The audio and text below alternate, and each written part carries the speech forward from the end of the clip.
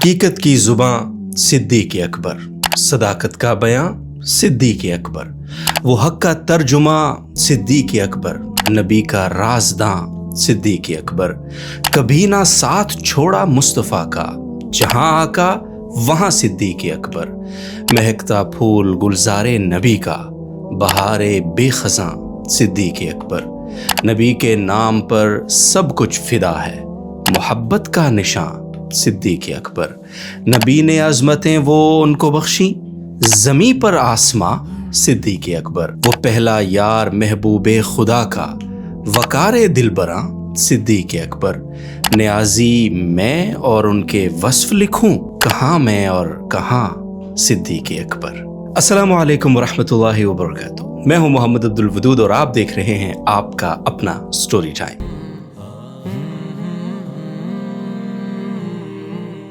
नाज़रीन मोहतरम, आज के स्टोरी टाइम में जिस हस्ती का जिक्र है वो अजीम हस्ती हैं कि जिनका नाम सुनते ही दिलों में ईमान मुनव्वर हो जाता है, जिनकी सच्चाई पर खुद वही ने मोहरे तस्दीक सब्त की है, जिनके कदमों पर चलकर उम्मत ने रास्ता पाया है।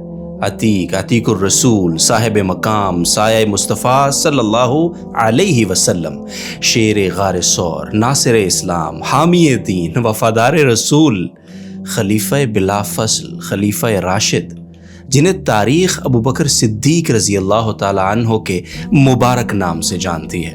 उनकी ये मनकबत किसी तख्तो ताज की मनकबत नहीं, बल्कि ये मनकबत सच, कुर्बानी और वफा की मनकबत है। मक्का की गलियां गवाह हैं कि नबूवत से पहले भी एक शख्स ऐसा था जिसे लोग अमीन कहते थे, जिसकी जुबान से निकला हुआ लफ्ज दलील माना जाता था, जो बुतों के शहर में रहते हुए भी बुतों का नहीं हो सका। ये वो अजीम शख्स था जिसका नाम अब्दुल्ला बिन अबी क़हाफ़ा था, जो नसब में कुरैशी था, मिजाज में नर्म था, किरदार में बहुत बुलंद था और फितरत में हमेशा से हक का मुतलाशी था। जब हुजूर नबी करीम सल्लल्लाहु अलैहि वसल्लम ने अल्लाह का पैगाम सुनाया तो न सवाल किया, न दलील मांगी और न ही मोहलत चाही। बस कहा तो सिर्फ इतना कि अगर ये मोहम्मद सल्लल्लाहु अलैहि वसल्लम ने कहा है तो सच ही कहा है। और इसी लम्हे सिद्दीकियत का ज़ुहूर हुआ। फिर वो दिन आया जब रात की तारीकी में अहले मक्का सो रहे थे, लेकिन कुफ़ार और मुशरिकीन की तलवारें बेदार थीं। मोहम्मद सल्लल्लाहु अलैहि वसल्लम हिजरत पर तैयार थे और साथ सिर्फ एक शख्स था। गारे सौर में पनाह और ऊपर दुश्मनों के कदमों की आहट। नबी करीम सल्लल्लाहु अलैहि वसल्लम ने फरमाया, अबू बकर गम न करो, अल्लाह हमारे साथ है। और कुरान भी उसी लम्हे बोला, ला तहज़न इन्नल्लाह माअना।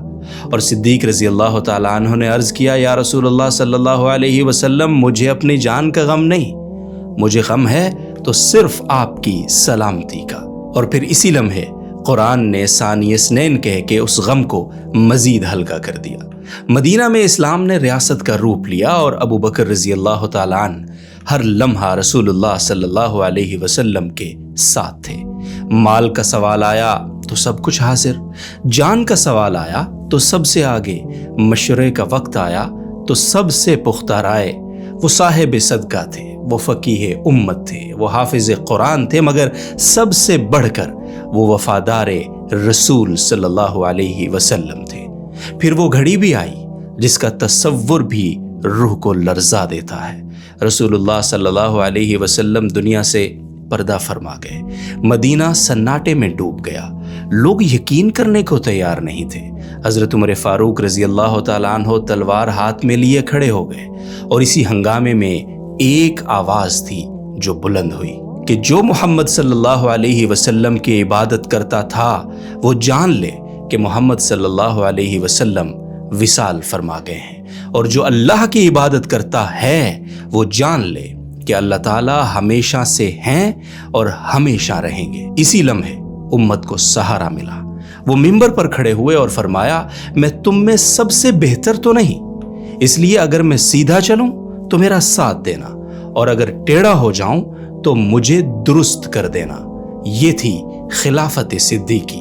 अभी रसूलुल्लाह सल्लल्लाहु अलैहि वसल्लम के विसाल का गम ताज़ा था کہ فتنوں نے سر اٹھا لیا۔ کسی نے کہا نماز تو پڑھیں گے، زکوٰۃ نہیں دیں گے۔ ابو بکر رضی اللہ تعالیٰ عنہ نے کہا خدا کی قسم، اگر یہ اونٹ باندھنے کی ایک رسی بھی روکیں گے جو رسول اللہ صلی اللہ علیہ وسلم کے زمانے میں دیا کرتے تھے تو میں ان سے جنگ کروں گا۔ یہ تھا مجتہد اعظم کا فیصلہ۔ اسی دور میں ایک اور طوفان اٹھا، مسیلمہ کذاب کا طوفان۔ جنگ یمامہ لڑی گئی، خون بہا، 70 سے زائد حفاظ شہید ہو گئے۔ یہ خبر حضرت ابو بکر تک پہنچی تو دل کانپ اٹھا۔ انہوں نے فرمایا اگر حفاظ یوں ہی شہید ہوتے رہے تو کہیں قرآن ہم سے نہ چھن جائے، اور یہیں سے قرآن کریم کو ایک جگہ جمع کرنے کا فیصلہ ہوا اور امت کو وہ نعمت ملی جسے آج ہم سب سینے سے لگائے بیٹھے ہیں۔ یہ تھا صاحب بصیرت خلیفہ کا کارنامہ۔ بیت المال آیا تو خود خالی ہاتھ رہے، لباس پر پیوند، اور پیوند بھی ایسے کہ وہ لباس زمیں پر تو پسند آیا ہی لیکن عرش پر بھی پسند کیا گیا۔ کھانا سادہ، زندگی عام انسان جیسی۔